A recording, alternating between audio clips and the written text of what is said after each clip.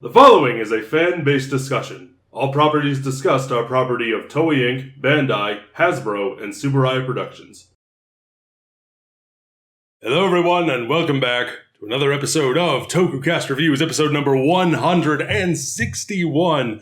Marcus and Jacob here to discuss Kamen Rider Geats. Yes. The one that has just ended. Yes. So, as with all of our reviews, this is a spoiler review because this is a show that has just ended. If you have not watched it yet, please go finish it, come back, and you may join us then. Yeah.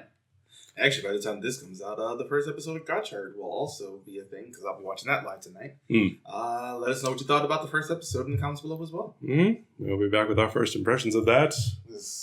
When I get back. When he gets back. God, okay. Kamen Rider Geats. Yes, talk about that theme song. So we start with the opening, as we always do. Yes. It's the best opening in, Toku history. I get sort of wary sometimes to be like, oh, I really like this opening. The next one I won't like as much. And we seem to sort of done that, at least with Saber being in the middle there.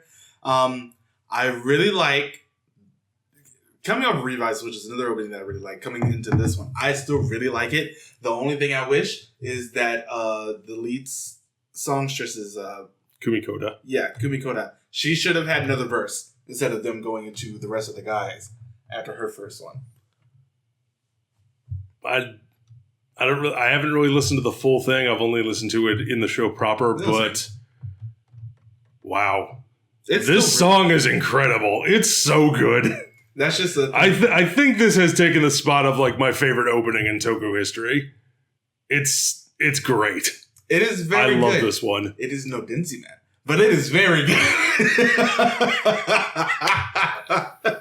We were just singing it before we started. Yeah, because it will never leave our brains. It will never leave our brains. I'll be on my deathbed, and my grandchildren come closer. Then. It's that kind of an earworm, folks. Sure. Getting back to Geats. Yes. How do you want to break this one down? God, this is going to be a harder one to break down because the show is actually broken into arcs. It's once again, we have definitive arcs like we did with 01. Yes. But we also have a lot of great characters we could talk about as well. Yeah. So how do you want to break this one down? How do you want to do it?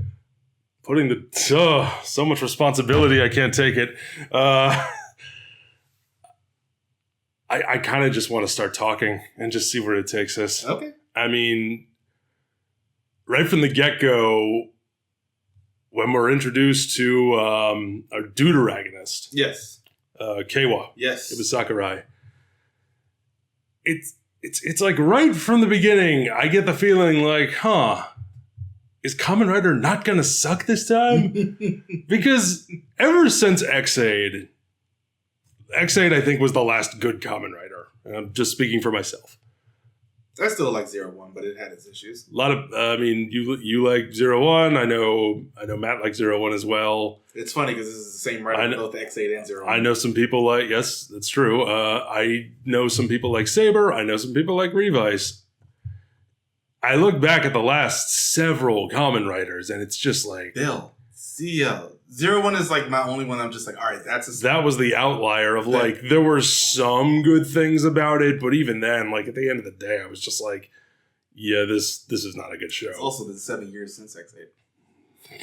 Yeah, and then along comes this one, and I want to talk about this in another video, where we talk about the Reiwa era thus far, because that's a video I want to do.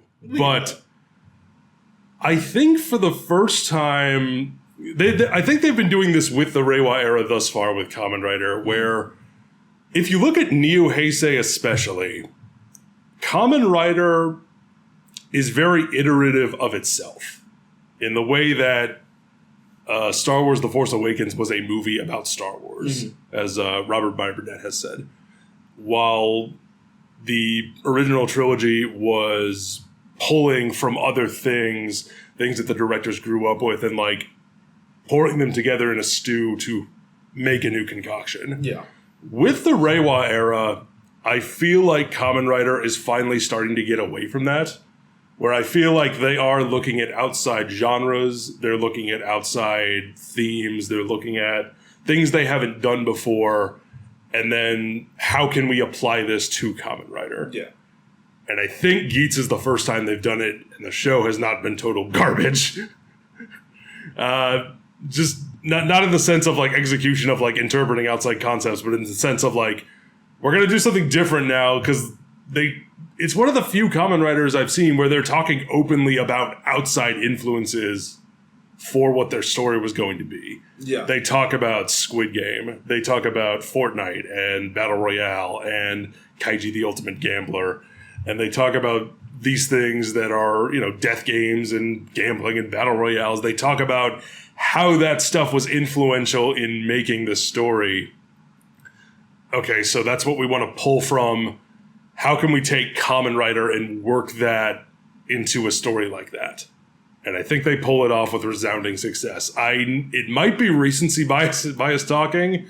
Maybe I'll have to see, but I believe this has taken X-Aid's spot as my favorite Kamen Rider. Really? Yeah, it has, and it might be in like my new top 5 Toku ever. Like, it's up there with Dawn Brothers, it's up there with Garo VR as one of the best things I think the genre has ever produced. Bring back Garo. I'm hoping I see a pachinko machine of Garo while I will contribute to bring my show back. Please? Does this count? Does this count as supporting? Anyway, Geats. Geats. We open up with Daybreak Prologue, which is our introduction episode. We have Keiwa Sakurai. Doesn't do well on a job interview. Is too idealistic. They don't particularly care for his viewpoint, so he is shown the door. And while he's talking to his sister, they go out for lunch afterwards to help cheer him up. And a monster comes in and just like straight up kills the shop owner, just slashes him across the chest with a big sword. And then we see some Kamen Riders show up. What we as the audience know are as Kamen Riders, but their existence is not known to the public as of this point. But his sister is Sara, by the way. Sara Sakurai. Is Nene Shida, whose last name might sound familiar because she is the older sister of Haruka, Kohaku Shida from Dawn Brothers. Oni sister's older sister. Who plays a sister in the show that aired alongside Oni sisters, One-san. Yeah. One might say. She played a sister in a show while her sister was in the other show that aired alongside their sister show. So many sisters. Dinner must have been fun. It was a fun time. So what'd you do today? Well, I fought some minions and discovered the reason why I was marked as a plagiarist. Well, I died. Turned into a monster and died. Anyway. But what we are witnessing in the first episode is the end of what is referred to as the Desire Grand Prix. This organization known as the DGP, they scout out people among the populace. Our navigator, Sudumi? Yes. Sumudi, thank you. Didn't want to make sure I'm getting it right. Sumudi, she goes out and she hands people the cores, little rider cores with a little animal symbol on it, and says, like, congratulations, you are now a Kamen Rider. You have been inducted into the Desire Grand Prix. And whoever wins said Grand Prix can have whatever wish they want granted. At the beginning, they all write a wish down on a piece of paper, and whoever wins, that's what they get. Yep. And we are introduced in this fashion to our lead, Keiwa witnesses him, Ukyo Ace, who is our titular Kamen Rider Geats. And also Neon Kurama and Michinaga, who are Kamen Rider Naga and Kamen Rider Buffa, respectively. Different characters we see across our show. And so Geats fights this giant flying fortress monster in the sky, kills it with a rider kick that is very cool. He also has a great opening. Him just coming in on the bike. Oh, how dare you. It's like, oh, I'm just cool. A good bookend for how he shows up in the last episode as well. Yep. For the final battle. And yeah, so he defeats the giant monster, and then we see that he has won the Grand Prix, and in this new world, he is now Star of the Stars, Ace, famous movie star. So his wish was essentially to become rich and famous. Yes. Which, why he didn't do that the earlier, first time we are introduced to Ace, there is an art to making a character unlikable. There is an art to making the bastard man. And they have pulled it off with flying colors in this. With Dawn Brothers, with Taro, and now with this, back to back. We've had 2 shows, I think, that have very successfully pulled off the bastard man, leading man. He really reminded me, like when I first saw him, I was like, oh, we have a Decade-esque writer again. We have a Kabuto-esque writer again, where they're just bastard men through and through, and that's what they do. And I love it. Mm. I love that immediately because I'm not the biggest fan of the naive one. And that's what Keiwa is. Yeah. Because Keiwa, he is... I couldn't help but think of your words from our Gotchard Rumorcast where you said, I'm going to need him to suffer. Needless to say, they got the memo ahead of time for this one. Yep. Do you think it was done well? With Keiwa and his whole arc and wearing... Kekura? Yes. Yes. And I say that I think so as well. It's just like, I wow. loved it. That was Kekura's whole thing. It's like, I'm going to need you to become a true Kamen Rider. And that means suffering, to be fair. Because they all about that suffering. We watched 71. That was basically his entire thing. But, so then we move into what our next arc is, which is called the Encounter arc. And that's that is Keiwa and likewise the audience, our introduction into the full scope of the DGP. Well, yep. At least for the first part of it. Where he ends up becoming an actual writer, Nago becomes a writer, Buffalo becomes a writer.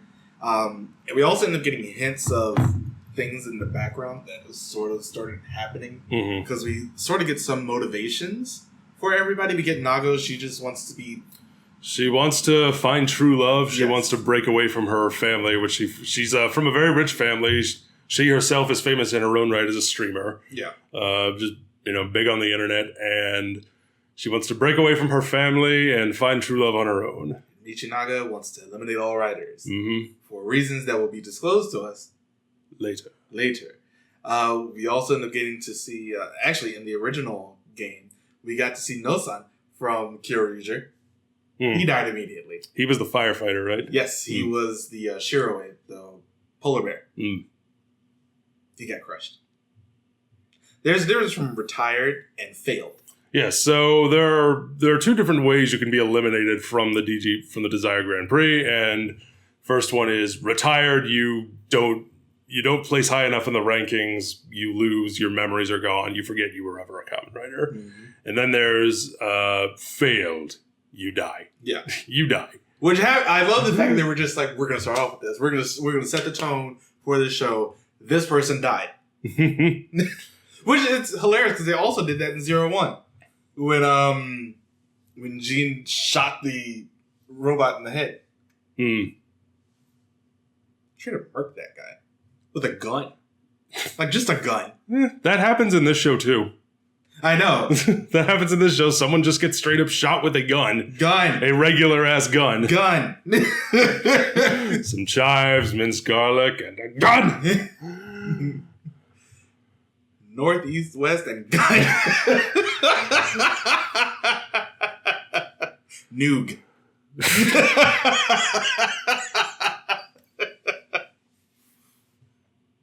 Why don't you continue then?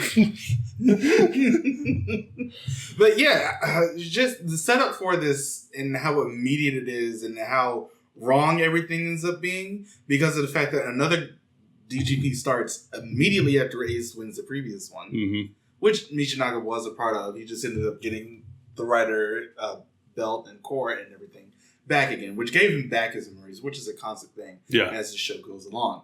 How do you feel about this first arc? I think it's good setup. Yes. I think it's a good setup to the world, to the stakes, and they do a really good job. One of the things that I absolutely love about the show is the script.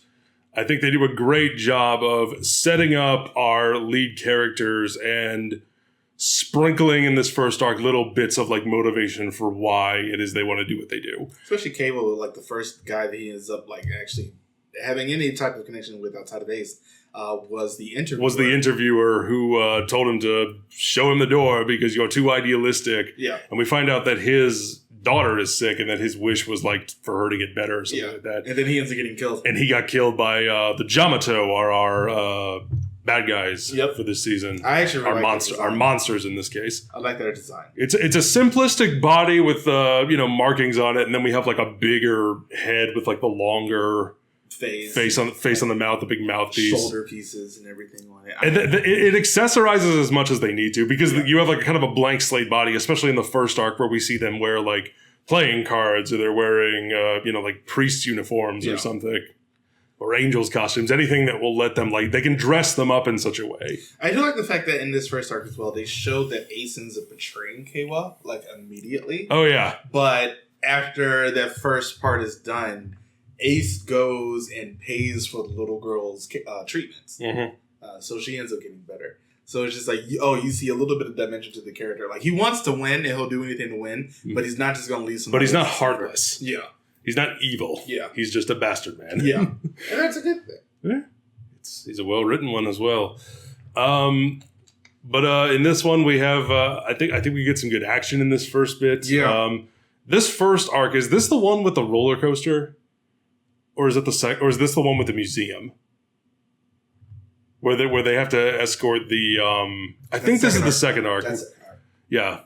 But the first arc, I think, is because the end of the first arc, I think, is where they have they're split off into pairs and they have to kill the playing cards at the same time. That was pretty interesting. I thought it was a good way of showcasing teamwork, and it also, I think, this does a great job of the way you see the influence of pulling from battle royale shows and whatnot. Keiwa definitely has luck on his side in some cases. Like, I think that's how he's able to survive the first game. Yeah, I think it's that band on his arm that he gets from Ninja, like, is supposed to, like, embody that luck. But a lot of that luck is actually called Kekara.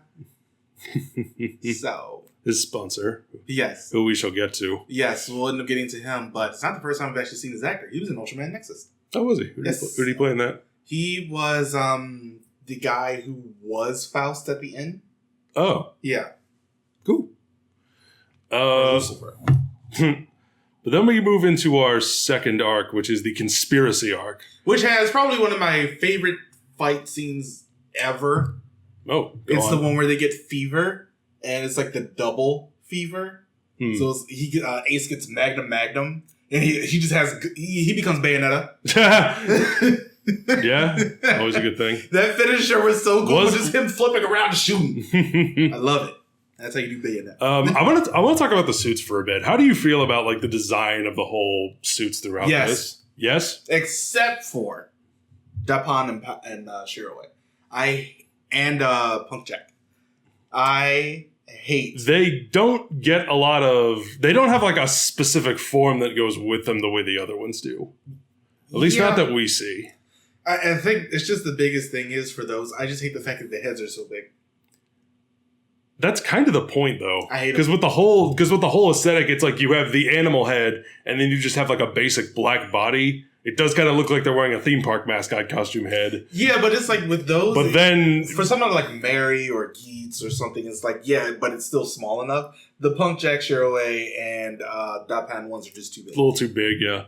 I think for because I like the our mains.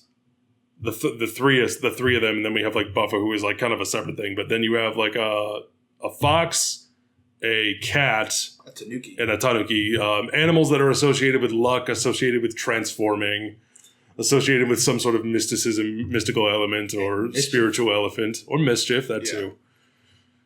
Every time Geats did this, all I can think of was it's like, is he about to go too sweet?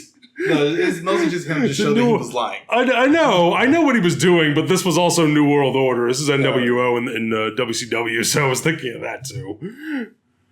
Couldn't help but think of that, but that's just me. But yeah, the conspiracy arc, the because each arc has different themes. Mm-hmm. For this one, it's one of you is I forget the term they use, but one of you is a griefer. I think is what they say. Yeah, like one of you is a griefer whose goal is to make the other players lose. That was 3. The second arc was the one with the old man.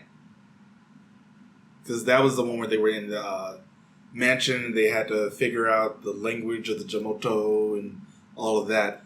The one with the liar. My mistake. Yeah, the one with the liar was when Lopo came back. Or Lopo comes in, but she's a returning person. The only reason I really... Both her and Sparrow. Yeah. The only reason I really remember That's the divergence arc. Yes. The only reason I really remember that because I really like Lopo's character. Okay. But going back to the conspiracy arc then. So, yeah, I think this one does a good job with the set pieces in different locations. That whole fight, like in the museum or like the manor or wherever it's set. Double fever, double boost, and all of that. We get to meet Baraba. Yes. Who is... 15! I thought she was older than that. She was? The actress, yeah. Dang. Acting with maturity beyond her years. Yeah, I really thought that she was like in her 20s or something. I did too, yeah. And so you're like, wow. She's very good in this show. Yeah, I actually That's off to you. I think she had a little bit of a weak ending, but I still liked her. But, yes, Sue, I really like that. The bit in the theme park has some great moments. The bit where we have Tycoon, who is Keiwa, where we have him like running on the top of a roller coaster. I love that we have like so many like people in different physical locations this time around, and the way they utilize them I think is really clever. Especially like they do a good job early on with that, and then as the show goes along, we're like revisiting the same city locations, but in ways that I think feel really cool. Yeah. Especially because it's like you're so invested in what's going on and the writing is so good. You like watching these characters that it really just adds to it all. Especially because you think that Keiwa ends up winning the DGP, but he doesn't, and Ace tricks him again to end up winning the DGP. There's a lot of distrust. Because the second one doesn't end with a winner. No, it doesn't. Because the Jamato basically ends up... shenanigans. Yeah, but they do save everyone. They save the bus driver and they save the little girl and her brother. Yeah, Buffa ends up dying, but because of the zombie buckle and its own properties, he doesn't die. Which is interesting that this has never happened before. But, I guess nobody else had the zombie buckle it could, for as long as he did. For as long as he did, and also I guess just his sheer unyielding grit and determination to create the world he so desires. But at this point, we also end up finding out that we are introduced to the one who is creating the Jamato. The gardener. The gardener. Does he have a name? I don't remember. I don't remember either. I just really remember him being referenced as gardener. And we also end up finding out how the Jamato are made from previous DGP contestants who are killed, and their body is used as fertilizer through their cores. Through their cores, and I love the set of the greenhouse. I love how creepy it is. I love the way it's lit in like kind of a. It's kind of like an overly sepia. It's like sickly green. Yeah, it's like sickly green and yellow, like sepia, but if you crank the saturation up too much. Yeah. And it's just like the actor who plays the gardener, I think, does a fantastic job at being creepy. Just a total creep. Just a creepy old guy just puttering around in his garden, talking to his plants, and but sometimes talking to Baraba because she just wants chaos. She wants chill ass. Chaos. All of the chill ass. Chaos. We went different directions there. But basically, during this part as well, when Buffett ends up coming back, Baraba ends up becoming his sponsor. Mm-hmm. We also end up meeting G. You look like you could cause lots of suffering. That's what I'm all about. You. So you'll end up working with the Jamato. You have a whole Jamato buckle, which is ugly. And you end up having to fight against the riders in this portion. We also end up meeting Kyun, who is Nago's sponsor, who's the lion guy, his rider form is based off of the Chimera from Wizard, like they use that model. Oh. We meet Jean. Who is Ace's sponsor. Yes, who the whole time he's there, I'm just like, bang. Or something. Come on. One of the most interestingly staged scenes I've ever seen was with Ace and Jean, where it's at night, they're having a conversation, and they're in like a public area, but there's like a rope swing. Like just like strung up. They're on like a walkway or something that's just like kind of like strung up on a metal beam, and Jean is just like kind of swinging on it while they're talking, and they have like a split focus shot where he's in the foreground swinging on this rope swing, and Ace is like leaning against the guardrail, and they're talking to each other. It's like that is such a like you took the time and effort to block this out, to stage it, to set up the shots, and shoot it at night. Like, wow, what's this actual... I mean, not to say that, like, the other ones don't have effort, but, like, to see that kind of effort and dedication being put into just, like, the blocking of one scene that I think might be less than 2 minutes long in one episode is just astonishing and very cool. I think it works great that they're not just talking about nothing. They are talking about, they're talking about like the game and everything else, like things that relate to the story, and it's cool. I also like the laser drivers. They're rider forms. At least I like Jeans. I do not like the others. Like you said before, Kyun's is the Chimera from Wizard Repurposed. Mm-hmm. Kekura's is the frog from the Shinobi Special Repurposed. Mm-hmm. And Baraba's is a mech. The mammoth from 01. Mm-hmm. Repurposed. Interesting. I don't like any of those, but I do like Jeans. I'm just not the biggest fan of the card coming in like they do. Mm. I didn't have a problem with any of those suits. I thought they were fine. They don't use them that often. They don't use them for Jeans. They do not use that enough. The laser form for the Game Master we see a lot more. Oh yeah, we'll talk about that one. That one also reminded me of something you pitched in a Toku pitch once, where you were talking about how one of your Yellow Rangers was going to have satellites that orbited them, and that's kind of what happens here, because they have like the 5 like laser things that come off and can be used as weapons. Yes, Hirori, who is played by from the Wizard and Magic Land movie. He played the Emperor in that. Oh, interesting. I think he's good in this. Also in this arc, we end up getting to meet Nago's parents. Are we on the second or the third one? We're on the second. Right? Second one still. Okay. And this is also the time because... second one... What is the white guy's name? Jonathan... The black guy. It's Ben and... Ben and John. Yes, John. Who are her bodyguards. Yes. John is actually fairly well known in the Toku community because he is the suit actor for Void Knight and Dano Fury. He's also just in a lot of stuff. But yeah, he's out there getting work. I loved both of those guys. Same. I also love the fact that Ben's Henshin pose, although we never get to see them transform, his Henshin pose is Michael Jackson. Is it now? Yes, it's Smooth Criminal. Interesting. But they I think provide some good comic relief. Early on, we don't get to see them as much. We don't get to see them. I think they were used appropriately for when they were. But yeah, we end up getting to see Naga's parents. Her mother is the overbearing one who was trying to get her married off. Who was trying to marry her off. And her father is... Is he now? Yes, he is. I didn't know that. I really like him in the show. I think both of the parents do... I mean, not to speak to the quality of their characters, they are sus for sure, but for reasons we'll get into. But maximum sus. But as far as the acting goes, like across the board in the show, I think it was all great. Yeah. Yeah, the parents do a good job. But, I mean, the first time we're introduced to Nago's mother... We see her mother a while before her father. But yeah, she just straight up slaps her for running away. Her father is sort of... Well, he's just straight up in cahoots with the... Because he's a major sponsor. He's a major financial backer of the DGP using his company, the Kurama Foundation. Yeah, it's a Kurama conglomerate. Yes. And,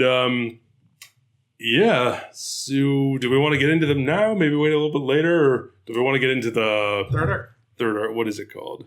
So we have the Conspiracy Divergence arc. Yes. Is technically the last DGP one? Yes.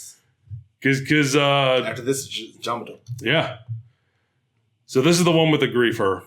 Yes, this is the one where we get to find that somebody is actively working against one of the contestants. is actively working against the others. Yes, and I love the bait and switch. The bait and switch is really well done because I remember we were talking about it just like in general. We all thought it was going to be Lopo, and it wasn't her.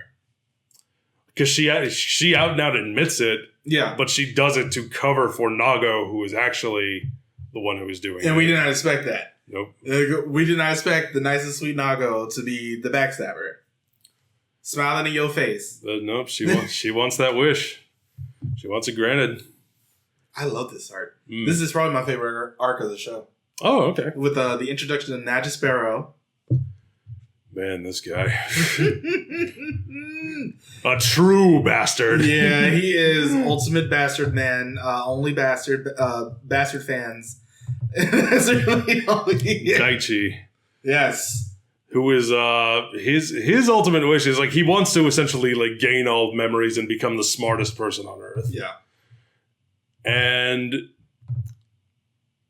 he is very much an instigator. You really think that he would not last as long as he did in the show proper, but he's the only one who properly lasts from this show going onward. We had Punk Jack earlier, who was working for the DGP, and when Gyuri got beat, and when Buffa was defeated, came back as Jamato. We also had the other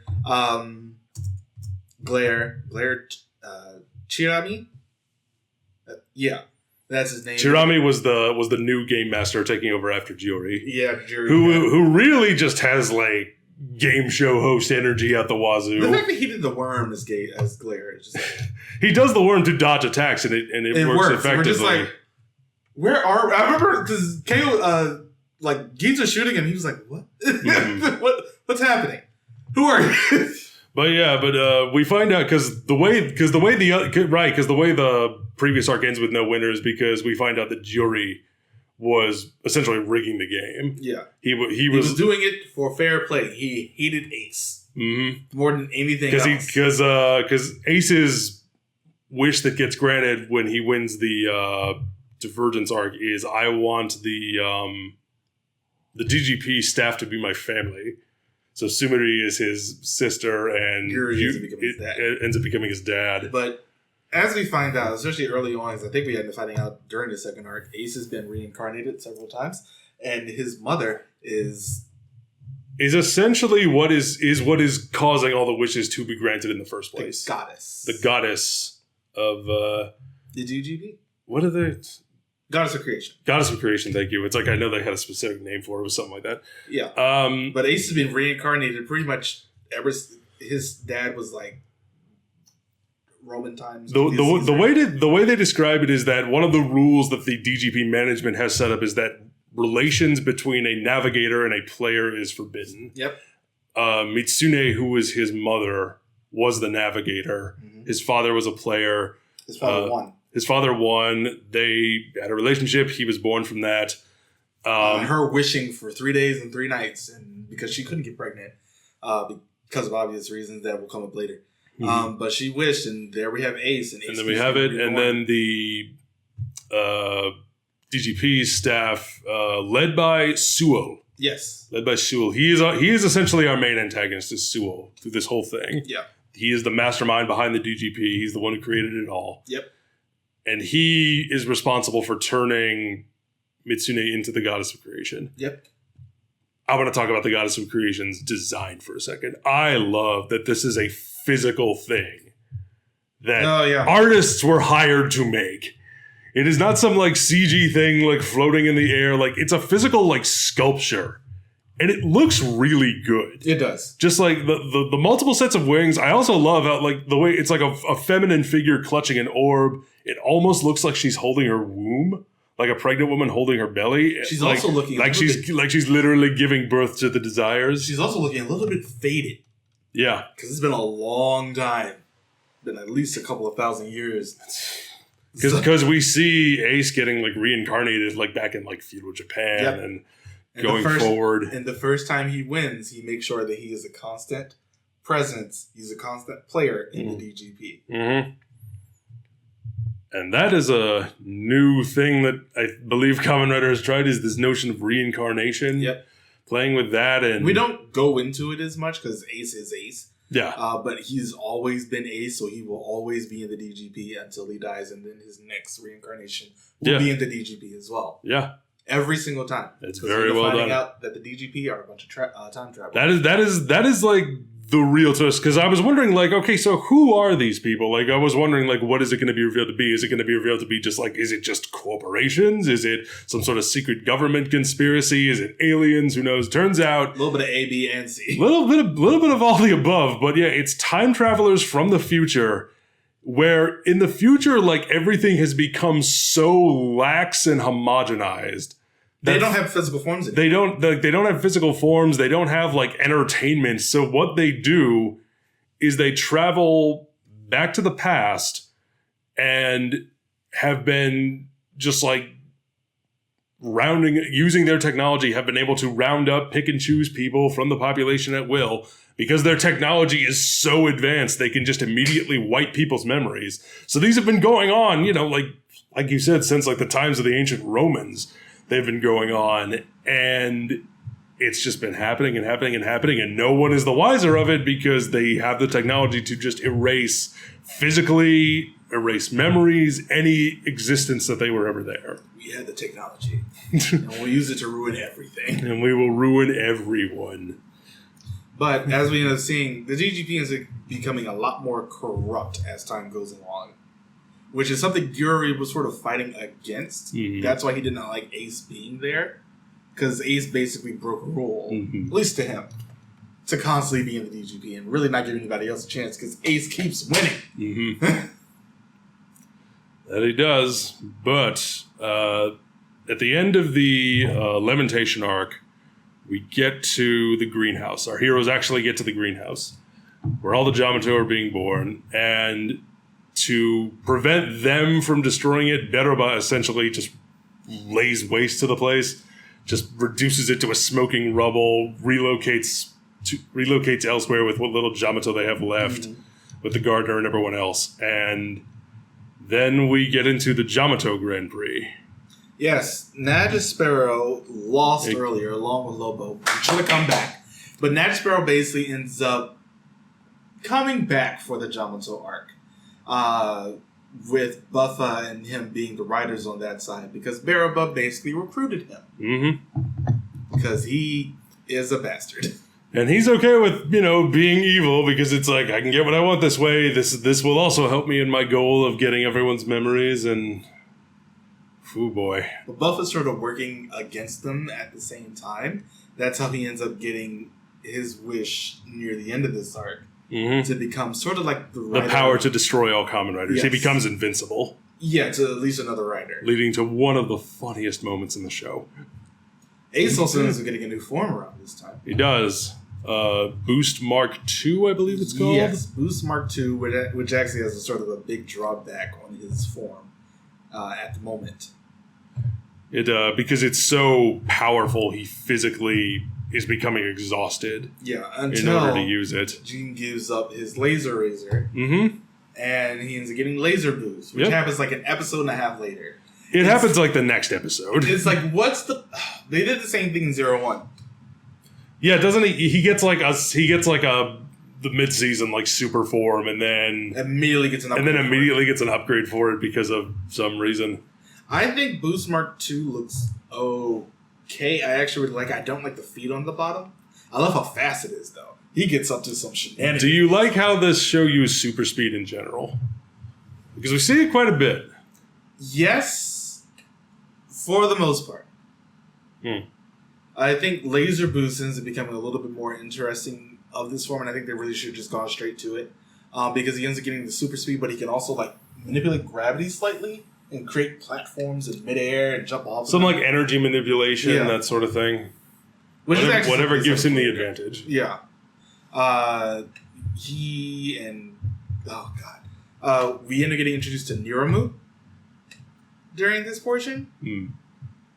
Who is Gazer? Niramu. Yeah. Niramu, who is like upper management. Yeah, he basically ends up taking over. He's the one who takes out Yuri. Yeah. After finding out that he broke the rules, and then has Chirami take his place. Yeah. I like Niramu as a character. he comes off as like, oh, I'm so prim and proper, but like anything sets him off. He's such a smug bastard. Yeah, anything sets him off. He just squashes it like an ant. Yeah. Just like unrelenting force. No, that's not what I want. That first time he ends up fighting Buffa, because Buffa thought he had a chance. Mm-hmm. And Nero was like, that's hilarious. Anyway, and beats the hell out of him. I mean, the ending of this arc is where part of the city is levitated into the sky. Oh, yeah. The Judgment Game, where we have this really cool looking giant like angel beast monster. Jamato. Yeah, like Jamato. They're basically like on teams fighting against each other, the Jamato and the Riders. Jamato and the Riders this time. Well, I mean, that's how it always is, but this time we actually have like sentience on one side and it isn't just mindless beasts. Yeah, this is where we also end up getting like Michinaga's friend comes back. This is where we get Michinaga's motivation. Yeah. This is where we find that out. We find out that his friend was in a previous DGP. He was in a previous DGP and he was eliminated. He died. Yeah, he died. And that's why he's been fighting for this, trying to eliminate all Riders. Yeah, because basically... to take out what took out my friend. Yeah, the Riders took out his friend at that point. Although it is pretty explicitly stated that if you end up fighting another Rider up to a certain point, you get penalized. You get penalized. Yeah.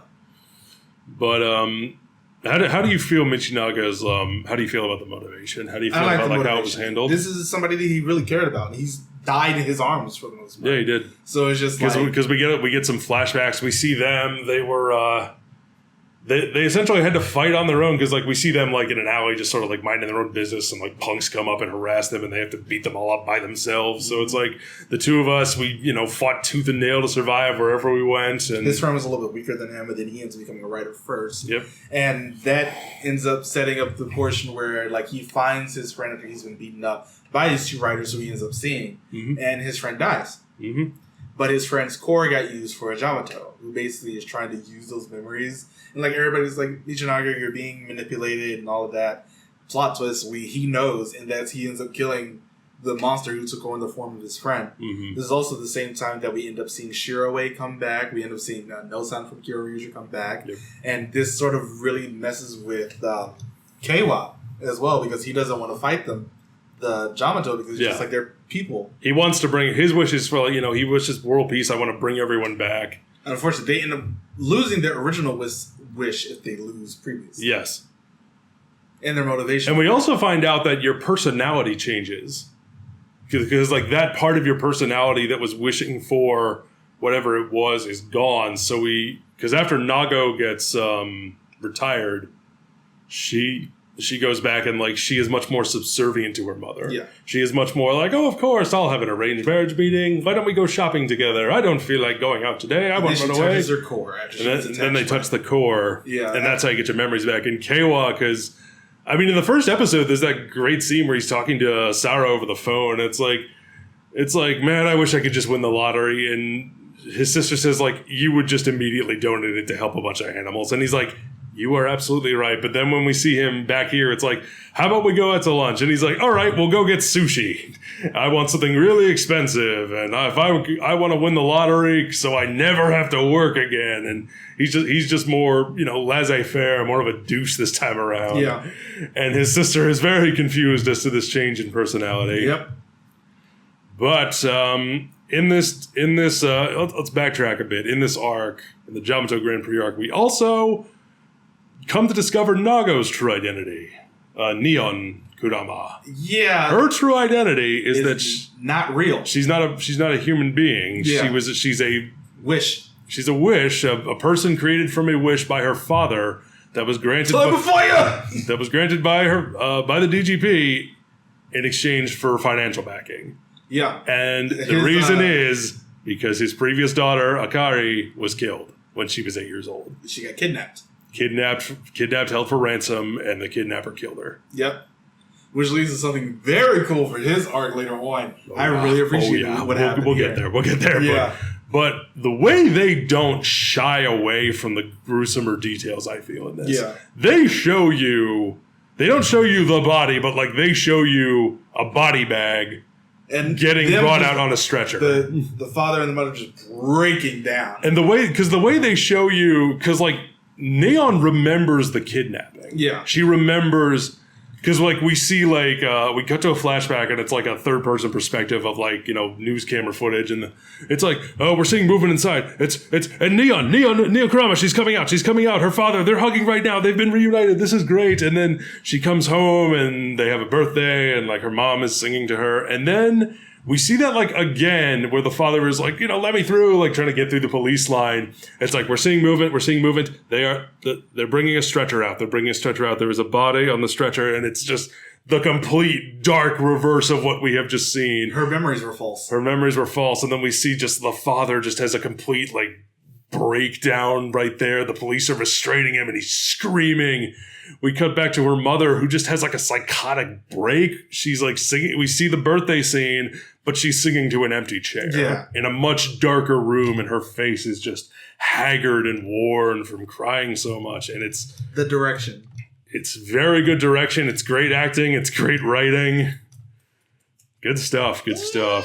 So good. It does lead to one problem I do have with the show, and that's when Neon comes to her room in the DGP, and there's like a bunch of presents there.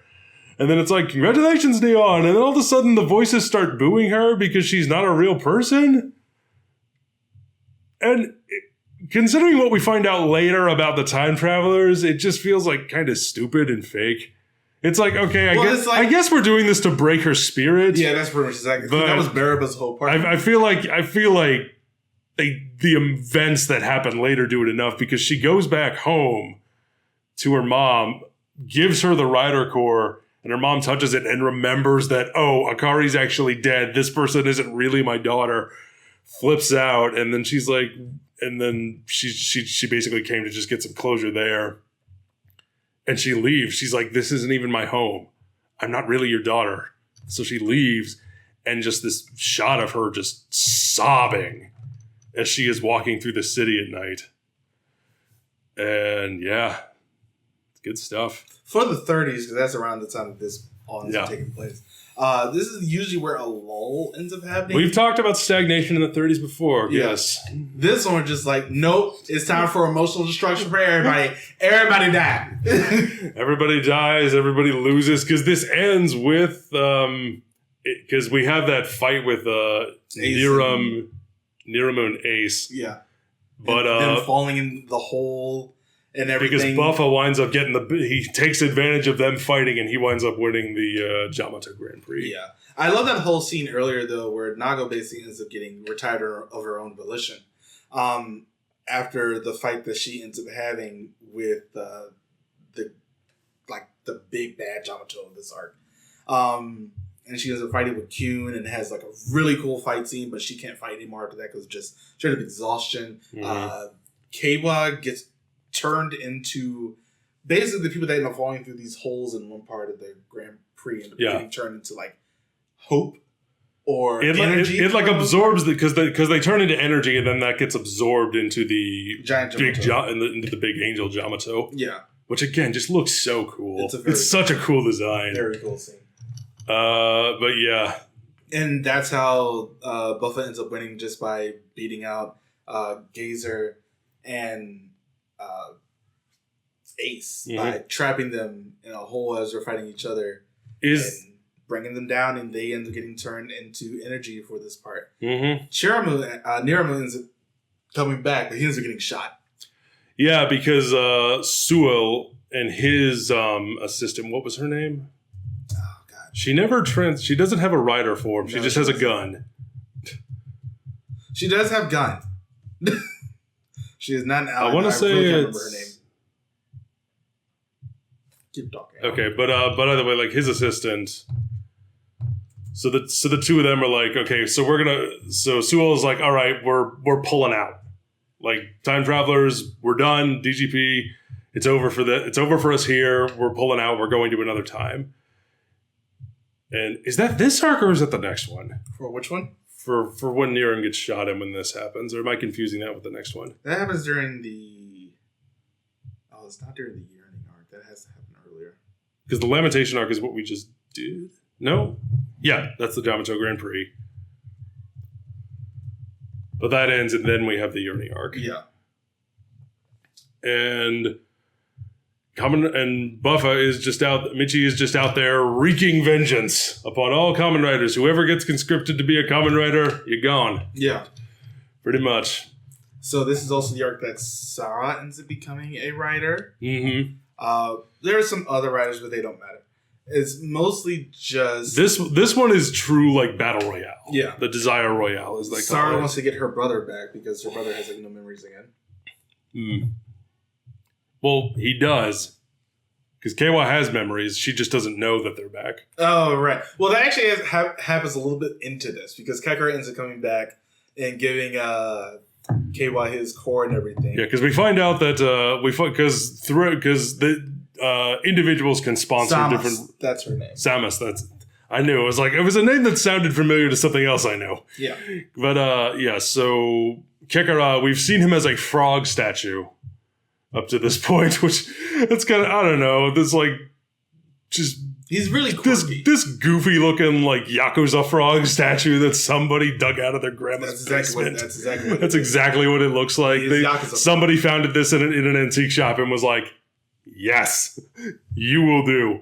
But Kekara is a character. I like him. Just quirky, manipulative, and overall, I think a very good foil to Keiwa. Yeah. The way he manipulates him. And wants Keiwa to suffer. Yeah. That's his whole plot. Suffer, become a true Kamen Rider, thus cause more suffering, thus get me happy. Yeah. Because suffering is good.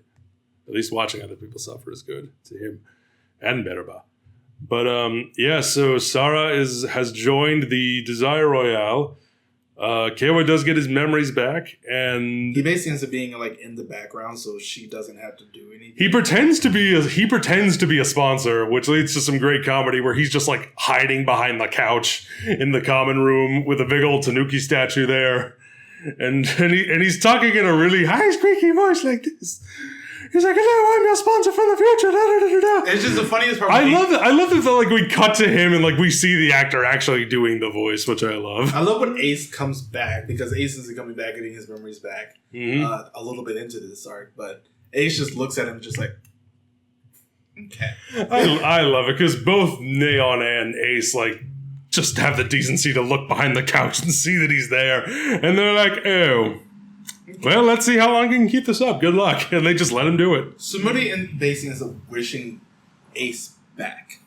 Mm-hmm. Because we discover that Sumudi will be taking over. As the new goddess. Of creation, yeah. And as a result, powers of that are starting to awaken. And because Ace was gone, like he was truly like disapparated into, whatever at the end of the last one. Now he's back. Yeah. And he ends up working with Buffa, even though Buffa has been working on taking everybody else out. Mm-hmm. Sparrow has been around for this most part in the background. Mm-hmm. He ends up betraying Sarah and Naga at one point, which basically puts Buffa's eyes on him where it shouldn't have been, because then he ends up getting taken out by Buffa. Yeah. And I have to talk about this one more, because Buffa is invincible in this fight. There is one fight scene that happens later in this arc where Buffa and Geats are fighting somebody. I don't remember who it was, but they're fighting somebody, and... Was it Gazer 2? I think it was, yeah, I think that's right. And they're fighting, and Geats, like, does a rebound kick off of Buffa to hit the other guy. And Buffa walks up to him afterwards. He's like, "Why'd you kick me?"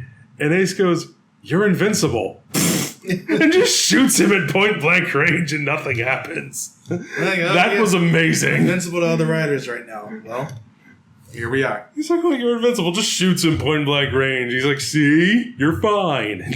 You'll be all right." It was great.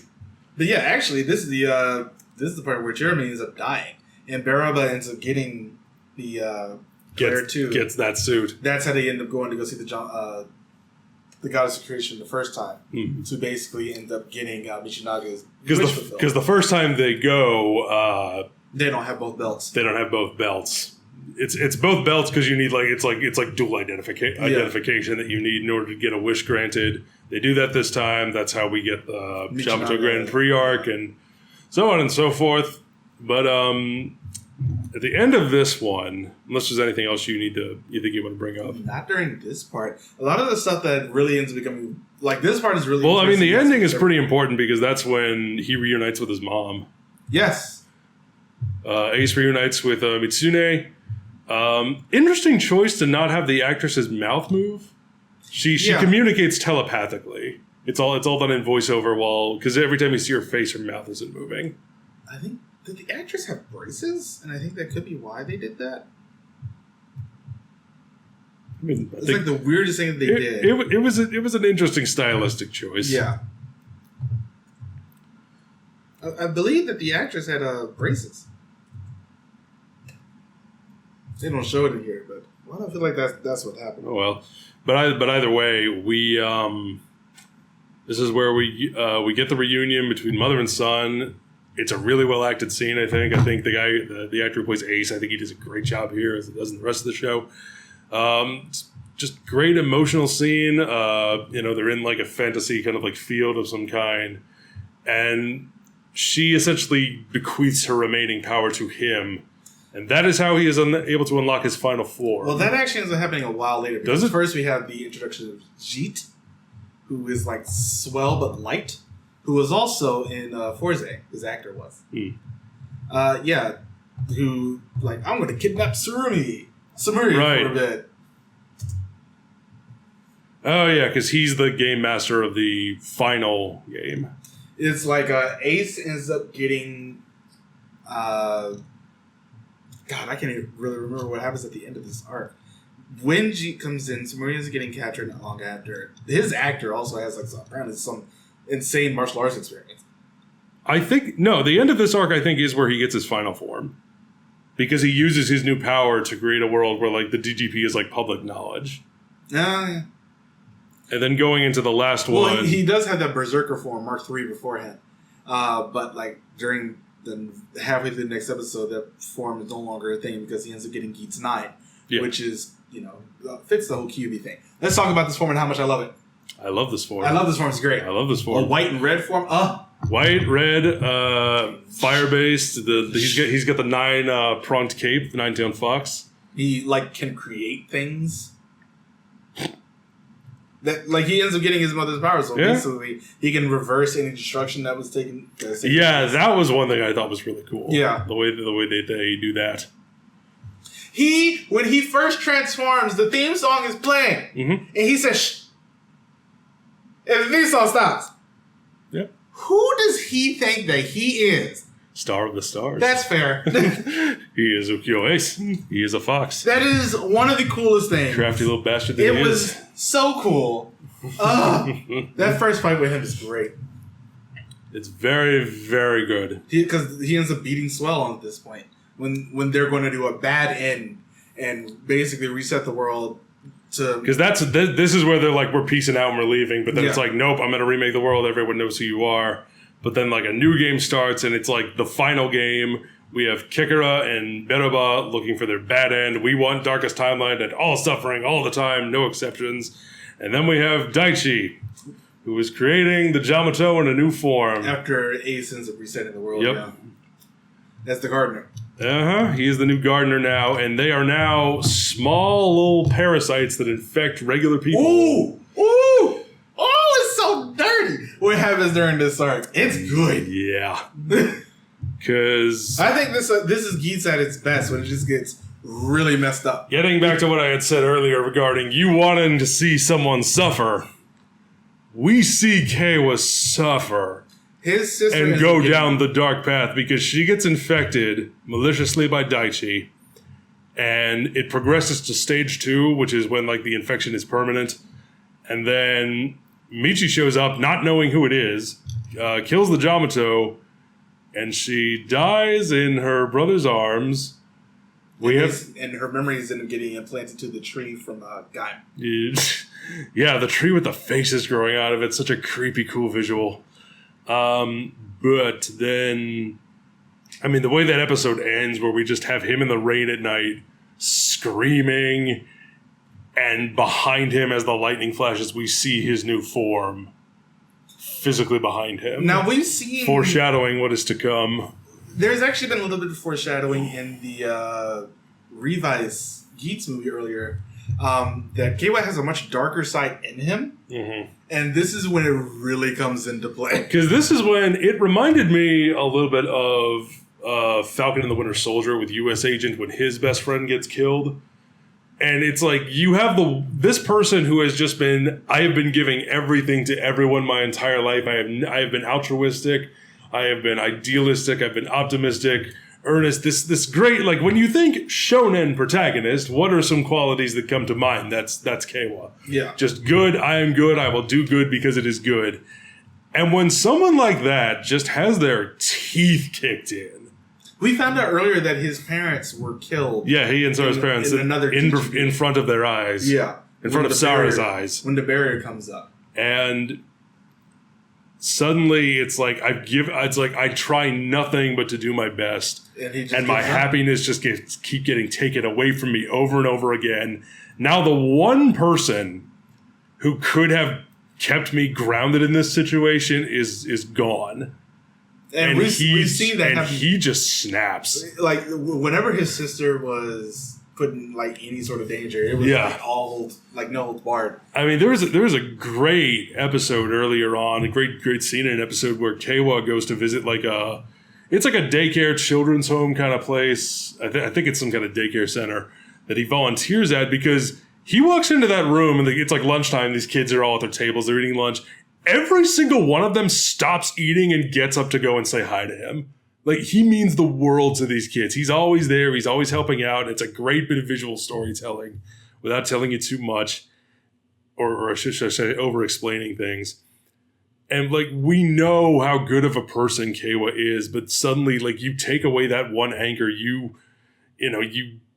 kick him when he's down enough, and suddenly he reaches a breaking point. And when he goes to Sumeri, I was scared for her. Yeah. I'm like, if she says no, what is he going to try and do? This is what Kakura was aiming for. Yeah. This is Kakura happy. Yes. He wanted the frog suffering. Is smiling. He got suffering. Yakuza frog is smiling. And Sumeri, he wishes for like power to avenge his sister. Yeah. Something like that. It's like, with this power, I can still create my ideal world.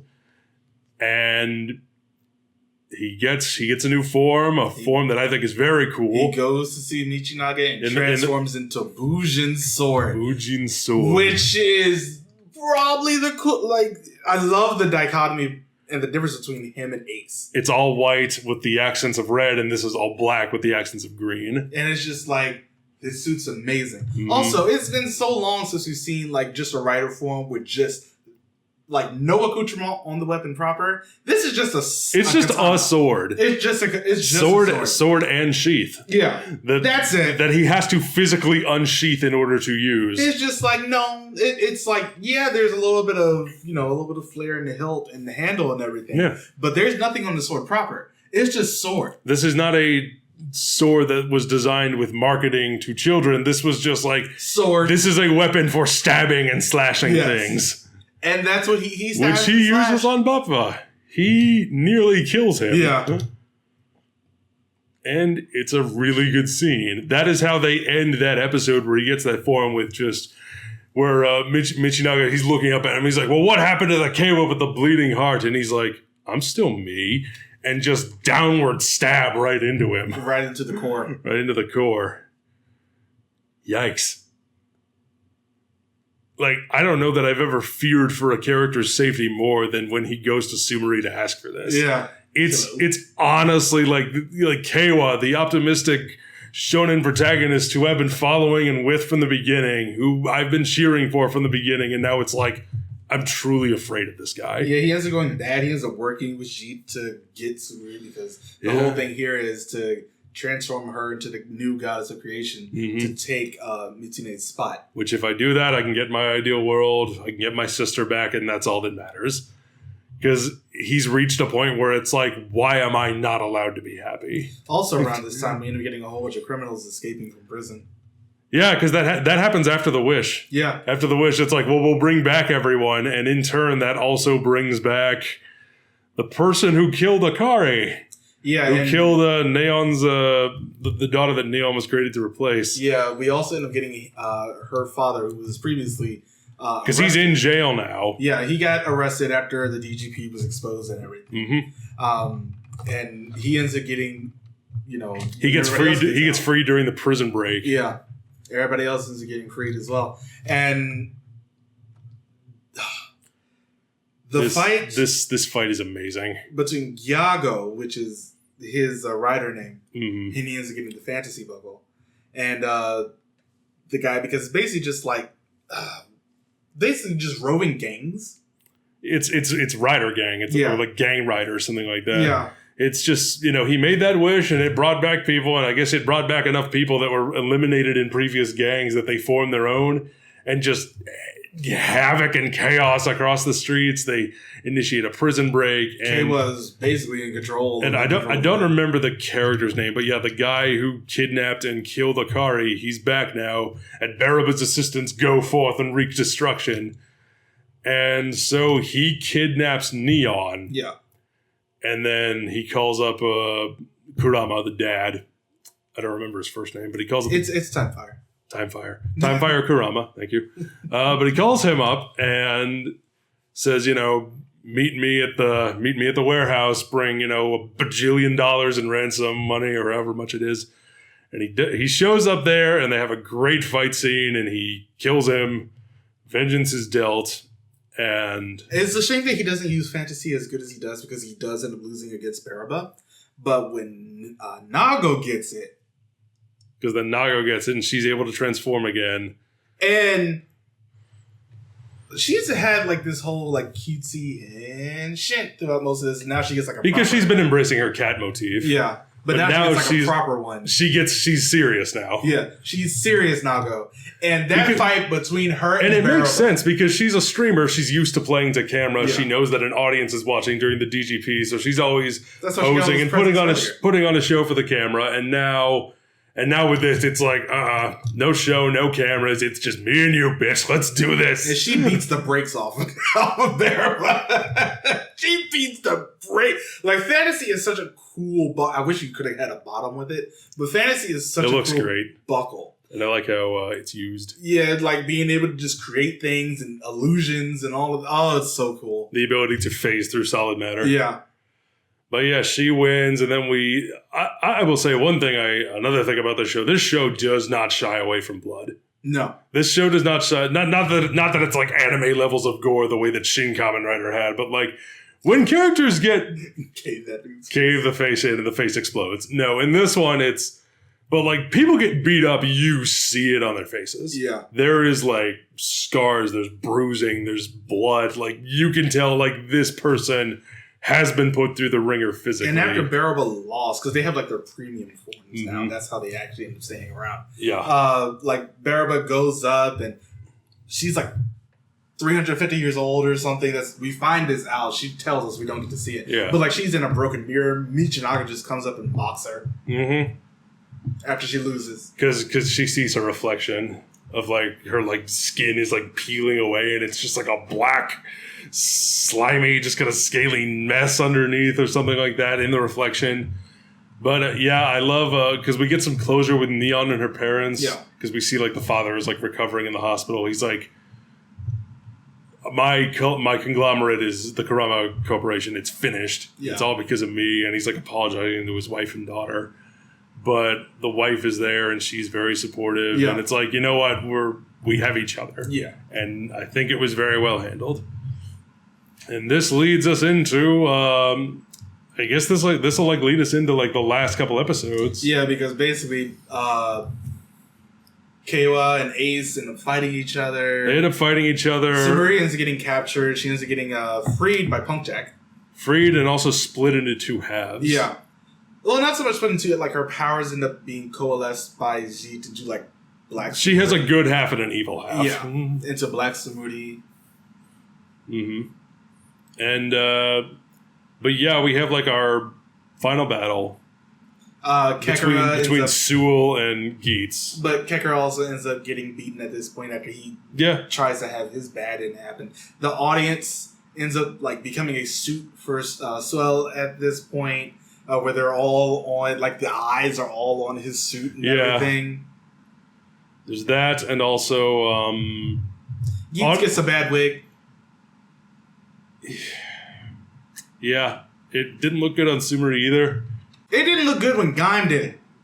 It didn't look good when Bill did it. Stop having bad wigs. Yeah. Have a drag queen design your wigs. At least they won't look just so plastic. We do finally have like him like tied up in the barbed wire and like, you know, he's slowly turning to void. stone. He's slowly turned to stone. He loses to Cable on purpose because it wouldn't fix anything if you beat him. Yep. But it does. Cable realizes the error of his ways and he goes back to being a good guy again. Thank goodness. I did not want a bad end for this guy. But then, because eventually, like, the wig thankfully gets stripped off of him. We have our final battle between, our penultimate battle, I'll say, between him and Sewell. We have the fight between Keiwa and Kekura when Kekura ends up kidnapping some people. Yep. He ends up getting beaten by Keiwa and not in his Bujin form, which I'm happy they actually had a couple rider kicks for him. Mm-hmm. Michinaga and Baraba end up having their final battle. Mm-hmm. And Nava already had her final battle. Yeah. Unfortunately. No, because we see her in the final episode when they're... she does. In the final battle. Where they're all fighting against Swell, but Ace ends up losing. He loses because Swell, one of his powers is time powers. Yeah. He reverses time on him right as a finishing blow is about to be struck. Reverses him into the rain, and they actually paid off something from the theme song. Yeah, where we see her aim the gun at him. And that's how our second to last episode ends, is gunshot fade to black. I would be angry if it were the last episode, but it isn't. I think they do pay it off well in the next one. But we go on to the next episode.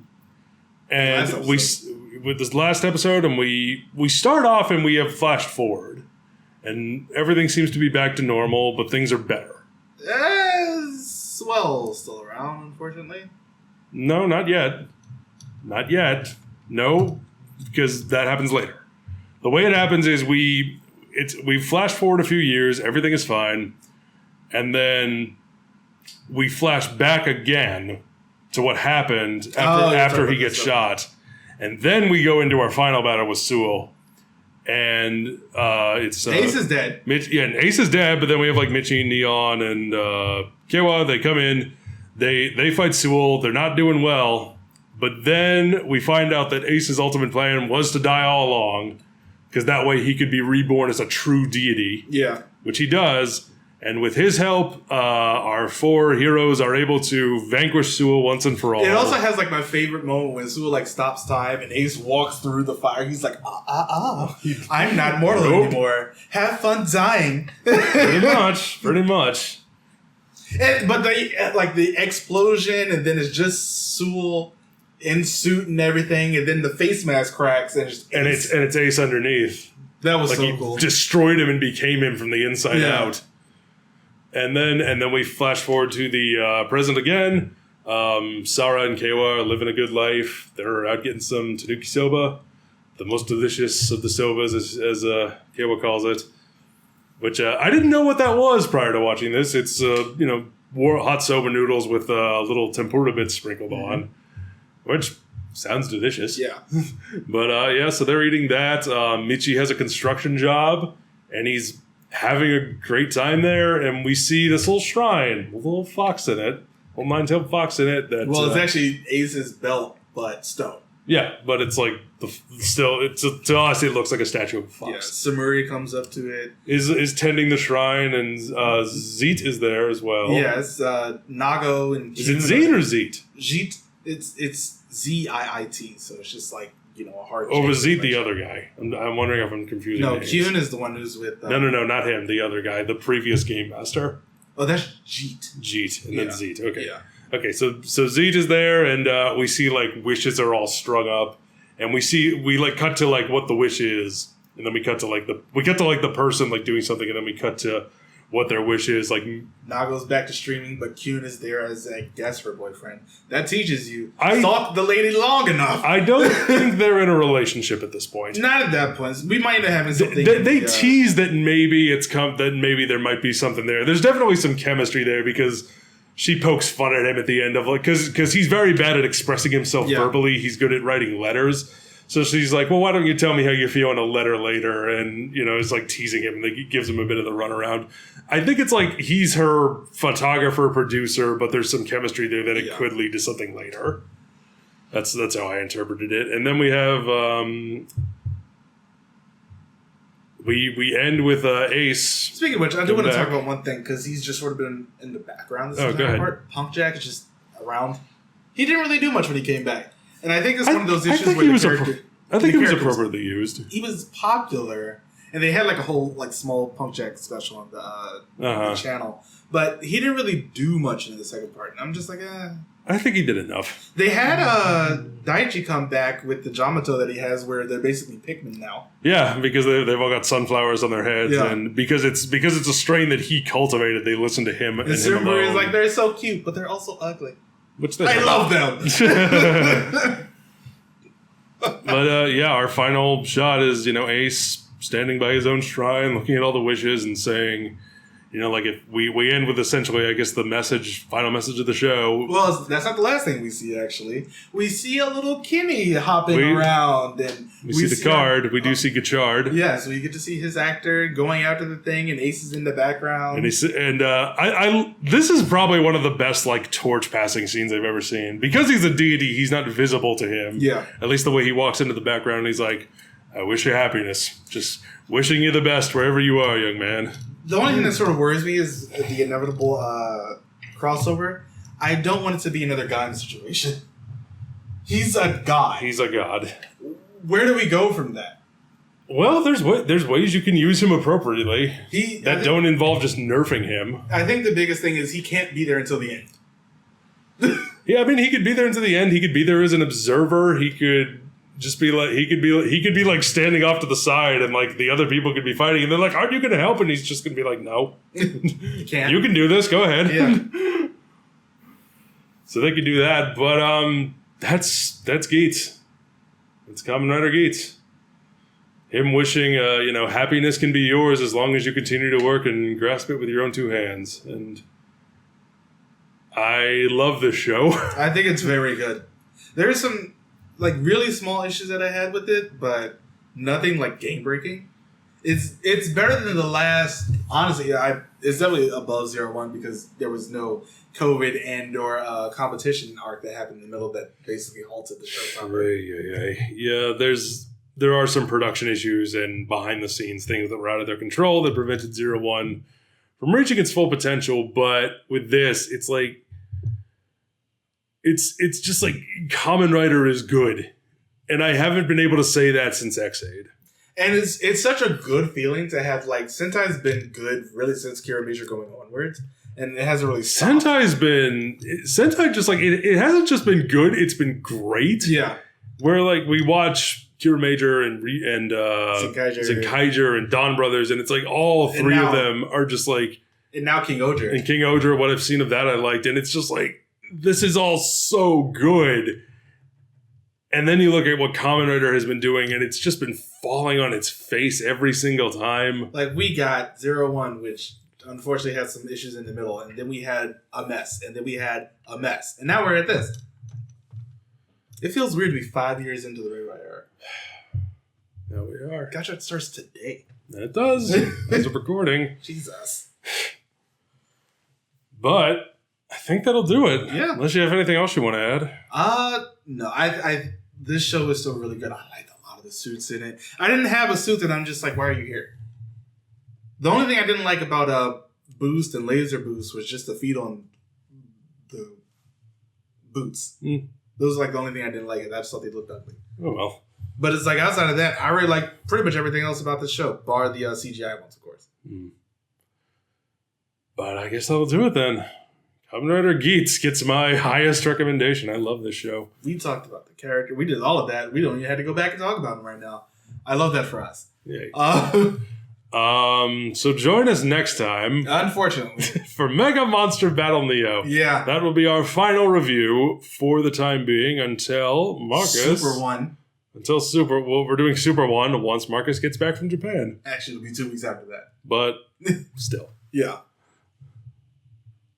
I'll post some pictures and stuff on our Discord, on YouTube, just in posts. But won't be having any videos or anything out.